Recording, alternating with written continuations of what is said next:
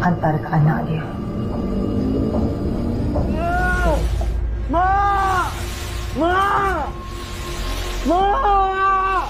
Kisah kali ini menceritakan tentang Miza, seorang perempuan yang mengalami gangguan gaib setelah waktu asyar tiba. Sosok makhluk mengerikan terus datang hingga pada akhirnya ia dan suami memutuskan untuk pindah ke kampung halaman. Selama mereka tinggal di kampung halaman Khairul, teror semakin menjadi-jadi, bahkan Miza sampai kerasukan setan. Di saat yang bersamaan, Ma'ani, tetangga dari Khairul, sangat tak menyukai jika pria itu balik ke kampung halaman. Apa yang sebenarnya terjadi pada Miza? Berikut ceritanya.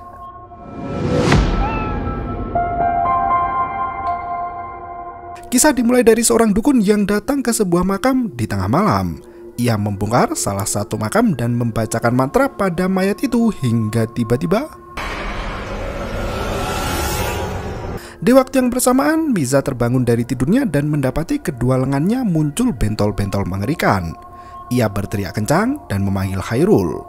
Miza yang ketiduran di sofa ruang tengah terus histeris mengetahui ada yang aneh dengan tangannya yang terlihat menjijikan.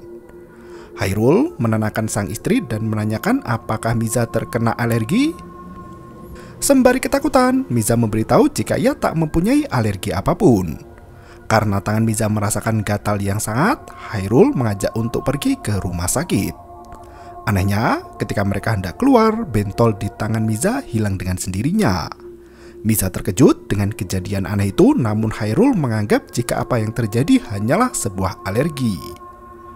Hari berikutnya, Khairul mengajak sang istri untuk pergi dan tinggal di kampung halaman karena keadaan ekonomi tak memungkinkan mereka hidup di kota. Miza mengerti jika bisnis suaminya kini sedang berada dalam kebangkrutan. Khairul berjanji jika ia akan segera mencari solusi atas apa yang terjadi sehingga mereka bisa hidup di kota kembali. Ia juga meminta maaf karena mereka pindah ke kampung, Miza menjadi alergi seperti kejadian semalam. Miza menjelaskan jika apa yang terjadi semalaman mungkin karena ia sangat lelah dan tak bisa tidur tenang selama beberapa hari terakhir. Khairul pun meminta istrinya untuk tidur terlebih dahulu dan akan membangunkannya ketika sudah sampai nanti. Ketika hari sudah malam, Miza terbangun di bangku belakang di mana mobil berhenti di pinggir jalan. Ia menyalakan lampu mobil dan mencari keberadaan suaminya. Khairul sama sekali tak terlihat ada di sekeliling mobil. Miza terus berteriak hingga tiba-tiba Khairul mengejutkan dengan membuka pintu secara tiba-tiba.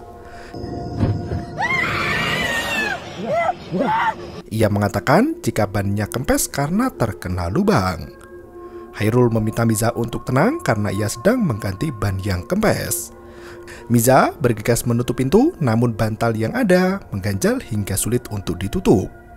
Ia mengambil bantal dan menutup pintu. Tiba-tiba sosok mengerikan itu membangunkannya dari mimpi buruk. Miza selama ini hanya mengalami mimpi.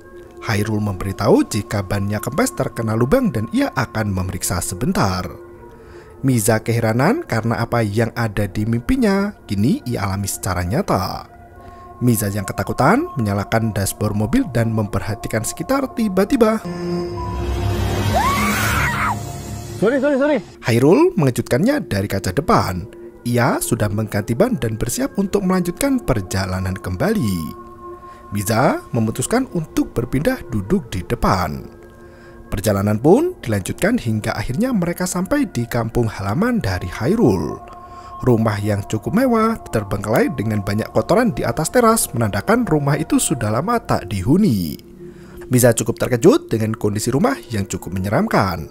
Khairul berusaha membuka kunci depan, namun sayang ia kesulitan untuk menemukan kunci yang tepat. Tiba-tiba Ma'ani, tetangga dari Khairul di kampung, mengejutkan Miza. Miza mengira jika Ma'ani adalah sosok dedemit yang mengganggunya selama ini. Wanita tua itu langsung marah-marah pada Khairul yang kembali ke kampung halaman. Ma'ani tak terima karena dulu Khairul mengatakan tak akan pernah kembali lagi ke kampung. Ma'ani yang marah langsung menyerang Khairul. Untungnya Zainal, anak dari Ma'ani, datang dan memisahkan emaknya. Ia mengajak sang emak untuk pulang kembali ke rumah. Miza kebingungan tak mengerti apa yang tengah terjadi. Hairul yang berhasil masuk ke dalam rumah mencoba menyalakan listrik, namun sayang karena sudah lama tak dihuni, mereka harus menghubungi PLN kembali agar bisa menyala. Terpaksa, malam itu mereka menggunakan lilin untuk penerangan. Miza menanyakan orang yang mengamuk ketika mereka datang. Hairul menjelaskan jika wanita itu hanyalah tetangga dan sering mengamuk seperti tadi. Ia pun meminta istrinya untuk mandi dan bergegas istirahat. Ma'ani yang rumahnya berada di depan rumah Hairul terus mengamati rumah tersebut dengan penuh amarah. Zainal menenangkan emaknya dan meminta untuk masuk ke dalam. Ma'ani sangat kesal dengan kembalinya Hairul, terlebih lagi bersama dengan istrinya. Ia akan membuat perhitungan kali ini dan tak akan membiarkan Hairul bebas hidup berbahagia. Zainal sendiri tak mengerti apa yang akan emaknya lakukan. Miza yang berada di dalam rumah merasakan ada sesuatu yang mengikutinya. Ia tak melihat ada sosok gaib yang merangkak di lorong rumah. Makhluk itu terlihat seperti sedang menjilati langkah dari Miza. Di tempat lain, seorang dukun melakukan jampi-jampi untuk mengirimkan telur pada orang yang sudah ditandai. Pagi harinya, Miza terbangun ketika hari sudah mulai terang. Ia merasakan sakit di tangannya dan ketika dilihat, tangannya sudah lebam-lebam kehitaman. Ia juga merasakan sakit di sekitar leher seperti ada sebuah gigitan. Miza duduk di depan cermin menyibakkan rambut untuk melihat bagian leher yang ternyata ada sebuah luka menganga yang terdapat belatung di dalamnya. Miza mulai berteriak histeris minta bantuan pada suaminya. Hairul yang kala itu tengah membersihkan ruangan lain bergegas mendatangi Miza begitu mendengar teriakan istrinya. Hairul berusaha menenangkan Miza dan menanyakan apa yang terjadi. Miza menunjukkan lehernya, namun tak ada apa-apa di sana. Tak ada apalah, Miza. Suara ketekan pintu terdengar lantang dari depan. Ketika pintu dibuka, alangkah terkejutnya Hairul dan Miza karena ternyata mertuanya datang. Emak juga membawa Siti, kakak dari Miza. Begitu masuk ke dalam rumah, Miza langsung mendapatkan omelan. Dengan nada yang marah, emak menanyakan apa yang terjadi hingga Miza kini tinggal di kampung. Miza pun mencoba menenangkan emaknya, namun sayang emak justru semakin marah. Ia mengungkapkan ketidaksukaannya pada Hairul. Emak menjelek-jelekan Hairul dan menuduhnya sebagai tukang tipu karena katanya orang kaya yang mempunyai rumah besar dan mobil mewah serta usaha yang terus untung. Miza mengatakan jika memang bisnis Hairul sedang mengalami masalah dan ia yakin itu tak akan lama, apalagi ketika mereka sudah mendapatkan investor baru. Emak terus mengomel dan mengatai anaknya sendiri. Ia membandingkan Miza dengan Siti, kakaknya. Emak mengatakan jika dari dulu ia tak suka dengan Hairul. Miza memohon pada emaknya untuk tidak terus menyalahkan apa yang terjadi. Yang terpenting sekarang adalah ia dengan Hairul hidup bahagia. Hairul datang dengan membawakan minuman. Emak tak berhenti mengomel dan kini menyalahkan Hairul. Emak meminta jika Hairul sudah tak sanggup untuk menghidupi Miza, lebih baik Miza dipulangkan padanya. Hairul yang mendengar omelan itu hanya tertunduk lesu. Miza mencoba menenangkan emaknya agar tak terus-terusan mengomel. Ketika perdebatan terus terjadi, Miza tiba-tiba mengalami mual dan muntah. Melihat hal itu, emak kembali marah karena Hairul yang bangkrut kini membuat Miza hamil. Miza memuntahkan daging busuk berwarna hitam dari dalam mulutnya. Siti yang melihat hal itu hanya bisa menenangkan sang adik. Miza pun menceritakan apa yang sebenarnya terjadi selama beberapa hari terakhir. Ia merasakan ketakutan yang sangat di mana tubuhnya bergetar dan tangannya gatal-gatal. Emak langsung menanyakan pada Hairul sudah dibawa klinik atau belum. Pria itu menjawab jika kemarin mereka sudah pergi ke rumah sakit dan itu hanyalah sebuah alergi. Miza cukup terkejut karena kemarin mereka belum sempat pergi karena sudah sembuh sendiri. Emak yang mendengar jawaban itu terkejut karena yang ia tahu anaknya tak mempunyai alergi apapun. Miza menjelaskan pada emaknya jika Hairul tak percaya dengan benda gaib. Mendengar hal itu, emak pun geram dan mendekati Hairul. Ia menjelaskan jika Miza terkena kiriman dan biasanya yang melakukan itu adalah orang terdekat. Emak meminta Hairul mengingat-ingat apa yang telah terjadi selama ini, apakah ada seseorang yang tak suka padanya, bisa jadi rekan bisnis. Mungkin serangan itu ditujukan pada Hairul, namun gagal hingga akhirnya mengenai Miza. Siti menenangkan emaknya untuk tidak menuduh sembarangan. Ia menyarankan agar lebih fokus mengatasi masalah dari Miza dan membawanya pergi berobat. Emak kembali mengomel dan mengatai Hairul sebagai pria tak berguna yang tak bisa menjaga istrinya. Emak pun membawa Miza masuk ke dalam kamar. Malam harinya, Miza yang hendak tidur meminta maaf pada Hairul karena perkataan menyakitkan sang ibu. Hairul tak begitu mempermasalahkan hal itu. Ia hanya merasa kecewa dengan perkataan mertuanya dan berpikir jika mungkin lebih baik Miza menuruti perkataan sang ibu. Miza meminta maaf karena seharusnya ia tak memberitahu Siti hingga sang ibu tidak datang dan membuat perkara. Miza hendak merebahkan diri, namun tiba-tiba jendela kamar terbuka dengan sendirinya. Ia pun menutup jendela itu, namun ada sesuatu yang mengganjal di sana. Benda itu mirip seperti perantara santet di mana sebuah gulungan rambut yang berisi paku. Ketika Miza menyentuh benda itu, angin berhembus secara tiba-tiba. Di saat yang bersamaan, Ma ini telah melakukan sebuah ritual pengiriman benda gaib untuk balas dendam. Miza bergegas kembali ke tempat tidur, namun tiba-tiba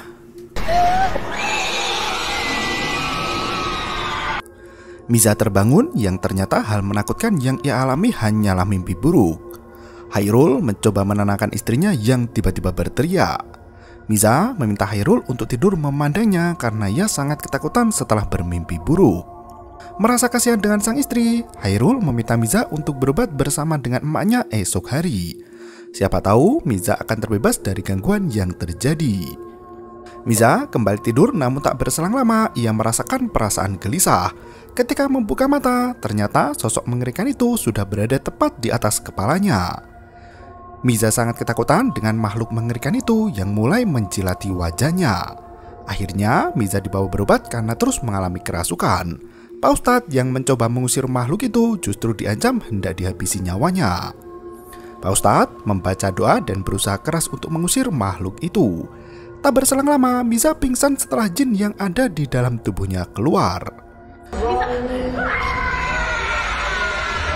Pak Ustadz memberikan air minum yang sudah dibacakan doa pada emak. Emak menanyakan siapa yang mengirim santet pada anaknya. Pak Ustadz tak mau menjawab dan memberitahu yang terpenting Miza berhasil sembuh dan sehat kembali. Emak tak puas dan terus mendesak Pak Ustadz untuk mengatakan siapa pelakunya. Pak Ustadz tak bisa memberitahu nama dan hanya mengatakan jika pelakunya adalah orang yang dekat dengan Miza. Emak terus mendesak Ustadz, bahkan ia meminta agar santet itu dikembalikan pada pengirimnya. Pak Ustadz mencoba memberi penjelasan jika nanti pelaku akan mendapatkan karmanya sendiri. Emak tak puas dan terus menggerutu.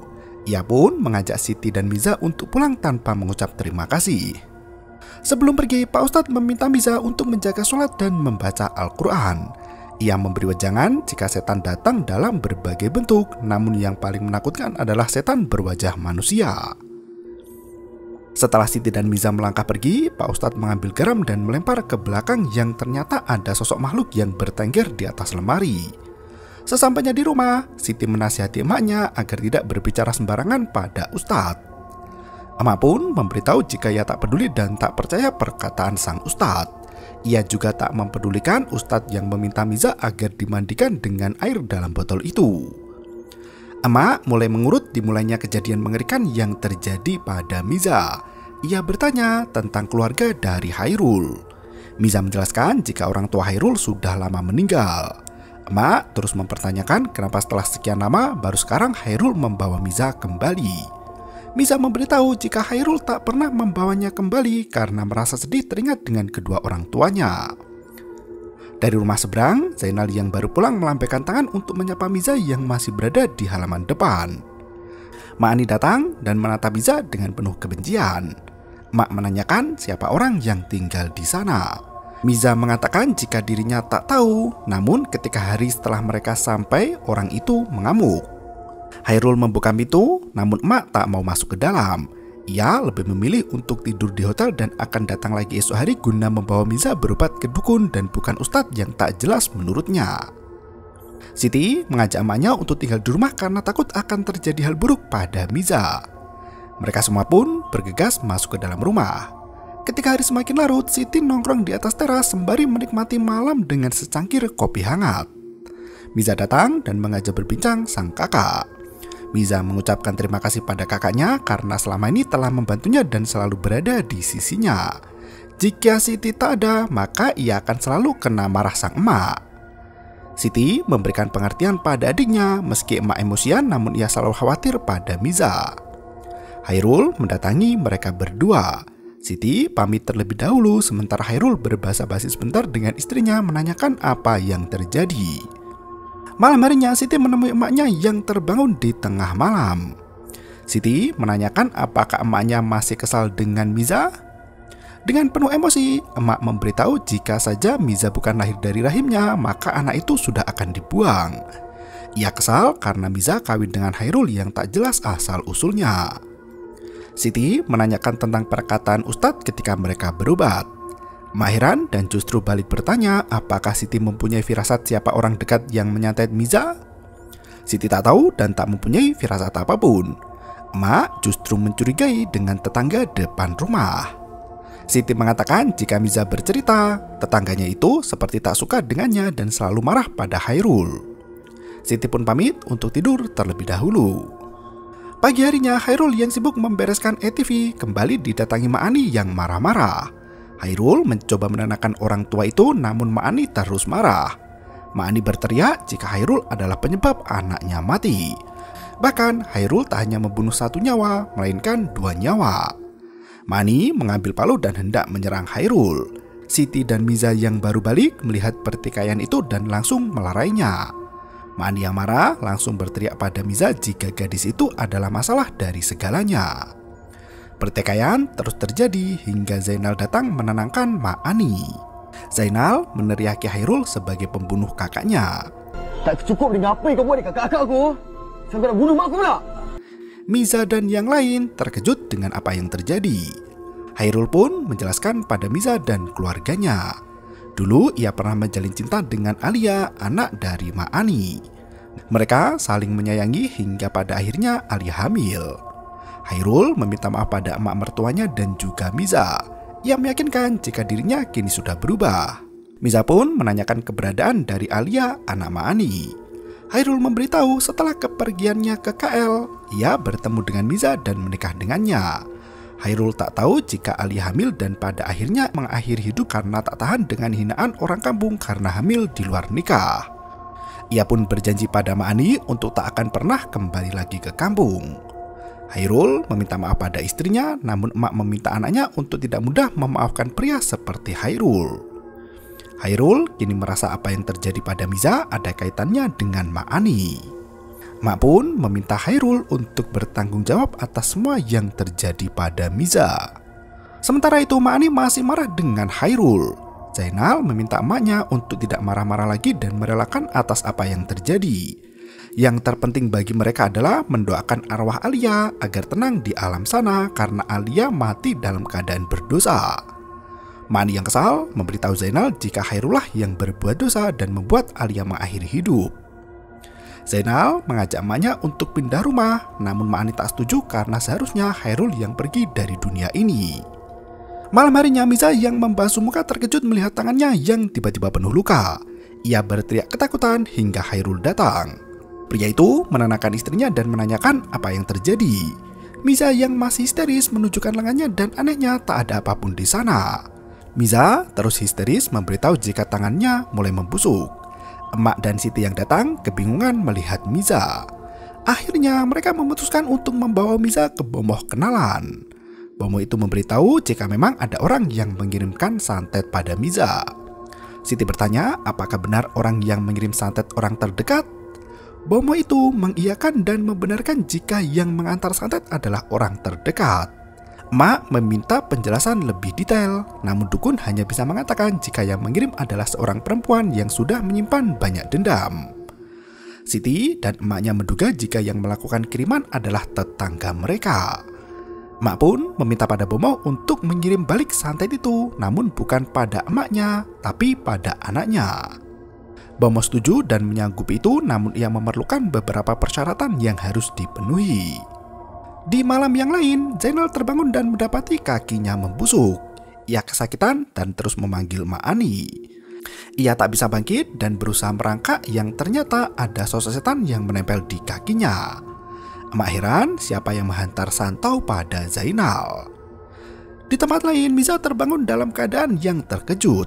Ia memanggil Khairul, namun ternyata pagi harinya Khairul membangunkan Miza dari tidurnya. Ia memeriksa sekujur badan dan juga wajah dari suaminya. Miza menceritakan jika mimpi buruk yang seolah dialami benar-benar nyata. Miza meyakini jika memang ada benda-benda gaib di dalam rumah itu yang berniat untuk menghancurkannya. Ia juga menjelaskan jika apa yang terjadi bisa membuatnya gila, di mana ia tak bisa membedakan mana mimpi mana realita. Khairul pun mengambil ponsel, namun tiba-tiba melihat wajah mengerikan itu membuat Miza lari ketakutan. Mak dan Siti datang berusaha menenangkan Miza yang justru berteriak histeris. Siti bergegas mengambil air dari ustadz tempo hari dan membasuh wajah Miza agar lebih tenang. Mak membawa Miza pergi sembari meneriaki Khairul jika semua itu adalah salahnya. Di tempat lain, Bomo melakukan jampi-jampi agar santau yang ada semakin teruk. Siang itu, Miza yang memasak di dapur melamun dan membuat air dalam panci hampir habis. Ketika hendak mengecilkan api dalam kompor, bayangan dari panci terlihat mengerikan. Ia sangat terkejut hingga Khairul datang. Pria itu membawa berita baik di mana ada investor yang mau membantu perusahaannya. Miza sangat senang dan berharap kehidupannya akan normal kembali. Tiba-tiba, Miza merasakan mual dan muntah. Dari mulutnya keluar rambut panjang disertai dengan darah. Emak menanyakan apa yang terjadi. Khairul memberitahu jika ia tak mengerti dan mengatakan kalau Miza muntah dan mengeluarkan rambut. Emak sangat kesal dengan Khairul yang tak tahu apa-apa yang terjadi dengan Miza. Siti datang dari dalam rumah dan memberitahu jika ia sudah menghubungi Bomo tempo hari dan Bomo itu meminta agar dibawakan benda yang keluar dari mulut Miza agar bisa dihantarkan balik. Siti menjelaskan perkataan Bomo yang ingin Miza mati. Kemungkinan pengirim santet akan mengirimkan benda yang lebih berbahaya lagi. Mereka harus segera membawa persyaratan itu kepada Bomo secepatnya. Emak pun bergegas meminta Siti untuk mencari barang yang dibutuhkan agar mereka segera berangkat ke Bomo. Siti justru menanyakan apakah emak ingin ikut. Emak heran kenapa dirinya tak boleh ikut. Siti memberitahu jika ia saja yang pergi ke Bomo sementara emak menjaga Miza agar tidak semakin bertambah buruk dan ia akan langsung pergi ke KL untuk bekerja. Miza pun memberitahu jika Khairul akan pergi ke KL juga. Emak meminta Khairul untuk mengantar Siti ke Bomo dan langsung ke KL yang kemudian esok paginya mereka bisa kembali ke kampung. Miza pun setuju dengan ide tersebut dan meminta suaminya untuk mengantar kakaknya. Emak dan Siti bergegas pergi bersiap-siap. Miza meminta suaminya untuk tidak khawatir karena sudah ada emaknya yang menjaga. Sebelum pergi, ia sempat bertanya pada suaminya apakah Khairul tidak apa-apa pergi ke Bomo bersama dengan Siti. Selama ini, Khairul mengaku tak percaya dengan benda-benda gaib yang terjadi. Khairul memberitahu pada Miza jika ia akan melakukan apapun agar Miza sehat kembali. Miza sangat senang mendengar perkataan itu dari suaminya. Malam harinya, Siti dan Khairul bersiap untuk pergi ke Bomo dan KL. Khairul berterima kasih karena Siti bersedia cuti dan menemani Miza. Siti sendiri tak keberatan karena Miza adalah adiknya. Sesampainya di tempat Bomo, pria itu menanyakan benda yang keluar dari mulut Miza. Khairul memberikan benda itu dan segera Bomo membacakan mantra. Khairul bertanya apakah benar Mak Ani yang mengirim semua hal pada istrinya. Bomo itu membenarkan jika Mak Ani yang melakukan itu karena dendam anaknya yang mati. Bomo meminta barang lain sebagai persyaratan. Khairul memberikan sebuah benda. Ia teringat di mana benda itu Miza sendiri yang memberikannya. Bomo itu menjilati darah yang ada di pembalut dan bergegas melancarkan aksinya. Sementara itu di rumah Mani, Zainal merasakan sakit di kakinya bertambah buruk. Ia mengajak emaknya untuk pergi. Emak tak setuju karena mengira jika semua yang terjadi adalah karena kiriman santet Khairul. Ia mengajak Zainal untuk pergi berobat ke Bomo. Ketika hendak melangkah, Zainal tiba-tiba muntah darah. Mani yang sudah berada di tempat Bomo pun meminta untuk mengembalikan santet yang ada. Kini terjadilah saling kirim santet antara Khairul dengan Mak Ani. Dukun itu merapalkan mantra dan santet kiriman pun sampai pada Miza. Gadis itu terbangun dengan mulut dan mata yang terjahit. Miza mencoba berteriak namun mulutnya tak bisa terbuka. Emak yang mendengar ramalan dari Miza mencoba mendatangi kamarnya namun pintu tak bisa terbuka. Miza membukakan pintu itu namun tiba-tiba Miza terbangun dari mimpi buruknya ketika hari sudah siang. Emak terus berteriak memanggil. Takut dengan mimpinya, Miza perlahan mendekati pintu. Emak terus memanggil, namun Miza yang ketakutan tak berani membukakan pintu itu. Setelah sekian lama, akhirnya emak bisa masuk ke dalam dan menanyakan apa yang terjadi. Miza kebingungan sendiri karena hari sudah pagi. Kala itu, Miza melihat Zainal yang masuk ke dalam rumah. Kaki pria itu terlihat ada luka yang sama seperti dirinya. Tiba-tiba, Miza melihat tangannya kembali membusuk. Miza semakin histeris dengan apa yang terjadi. Sementara itu, Zainal merasakan sakit di kakinya yang ternyata ada makhluk yang tengah menjilati luka di kakinya itu. Ketika hari sudah sore, Siti dan Hairul kembali ke rumah di kampung. Emak langsung bertanya apa yang sudah Siti lakukan di Bomoh kemarin malam. Siti kebingungan dengan pertanyaan dari emaknya. Emak memberitahu jika seharusnya Miza semakin sembuh bukan menjadi semakin teruk. Siti mulai kesal dengan emaknya dan memberitahu jika ia sudah melakukan apapun untuk adiknya. Ia merasa pengorbanannya selama ini tak pernah dihargai. Siti pun bergegas pergi masuk ke dalam kamar. Malam harinya, Miza yang tengah tidur pulas terbangun dan tak menemukan Hairul tidur di sampingnya. Miza beranjak dari tempat tidur untuk mencari keberadaan suaminya itu. Di luar rumah, Hairul tengah membacakan mantra dan juga menabur tanah di sekeliling. Miza tak sengaja melihat hal tersebut.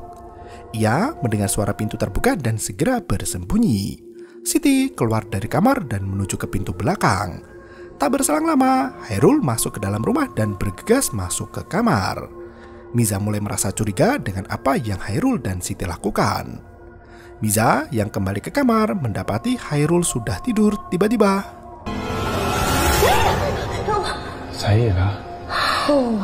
Hairul mengejutkan Miza. Pria itu bertanya dari mana Miza pergi. Gadis itu mengaku jika ia habis dari tandas. Miza balik bertanya dari mana Hairul pergi. Pria itu menjawab jika ia menaburkan benda dekat dengan rumah seperti permintaan dari Siti. Hairul menenangkan Miza dan berjanji jika istrinya itu akan segera sembuh. Miza kembali bermimpi buruk di mana ada sosok setan tengah mencekik lehernya. Teriakan Miza membuat semua orang dalam rumah terbangun dan menghampiri. Emak yang masuk ke dalam kamar mencoba menenangkan anaknya. Miza melihat sosok mengerikan itu berada di belakang Hairul. Siti memaksa emaknya untuk membawa Miza pergi ke Bomoh. Sayangnya emak tak percaya dengan Bomoh itu dan meminta Siti untuk mengambil air dari Ustadz.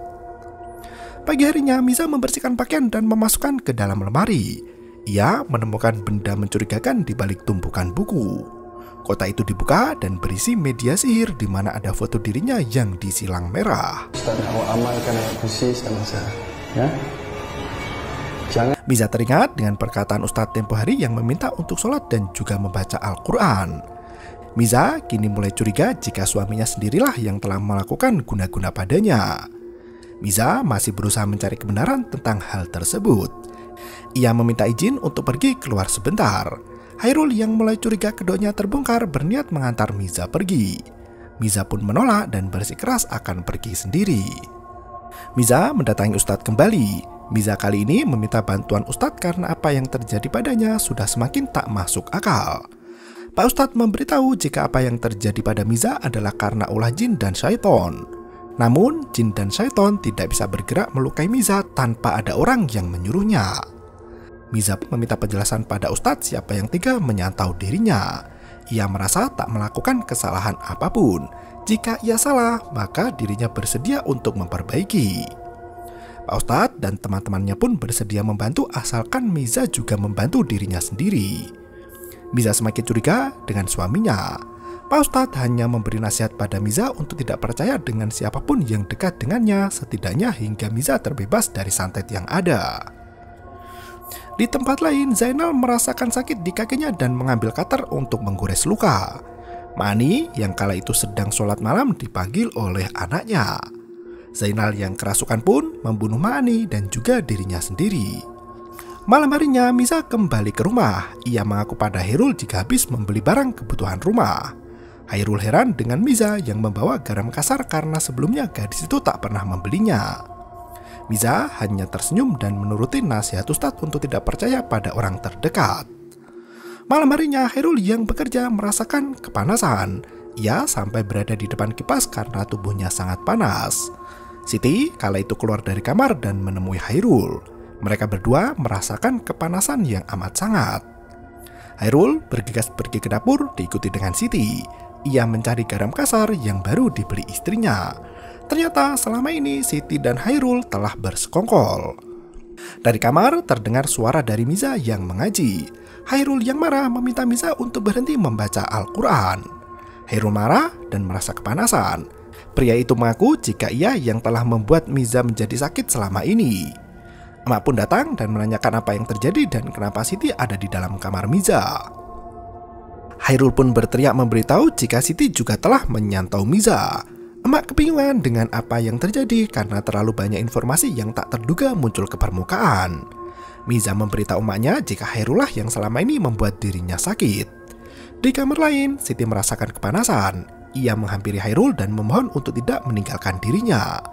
Emak semakin bingung dengan apa yang terjadi hingga tak bisa berkata-kata lagi.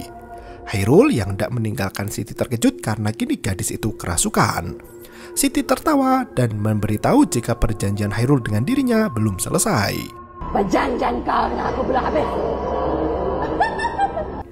Hairul pun menyerang Siti yang kerasukan setan. Emak mencoba membangunkan Siti namun kini giliran Hairul yang kerasukan. Sosok itu memberitahu jika selama ini Siti telah menyantet Miza karena iri. Kau buat semua ni sebab kau nak kena gading kau. Siti mencoba membela diri dan mengatakan jika ia tak pernah melakukan apapun. Sosok itu memberitahu jika selama ini Siti cemburu karena emaknya lebih menyayangi Miza. Emak tak bisa berkata apa-apa, sementara Miza sudah tak percaya lagi dengan kakaknya. Makhluk itu pun mencekik Siti sampai mati sementara Miza memukul kepala Hairul dengan besi tajam. Hingga pada akhirnya Siti dan Hairul pun mati secara mengenaskan. Mereka pun berjalan keluar rumah setelah semua selesai dan film pun berakhir. Hairul sendiri memang gemar melakukan ilmu hitam. Ia pura-pura tak percaya agar kedoknya tak terbongkar. Setelah perusahaannya bangkrut, Hairul berniat melakukan pesugihan dengan menumbalkan istrinya sendiri. Tujuan itu diketahui oleh Siti, di mana Siti juga berniat menyantet Miza karena ia merasa emaknya lebih sayang dengan Miza daripada dirinya. Ma'andi juga dikorbankan agar menjadi kambing hitam seolah ialah yang melakukan santet. Selama ini, santet dilakukan oleh Siti dan juga Hairul yang bekerja sama.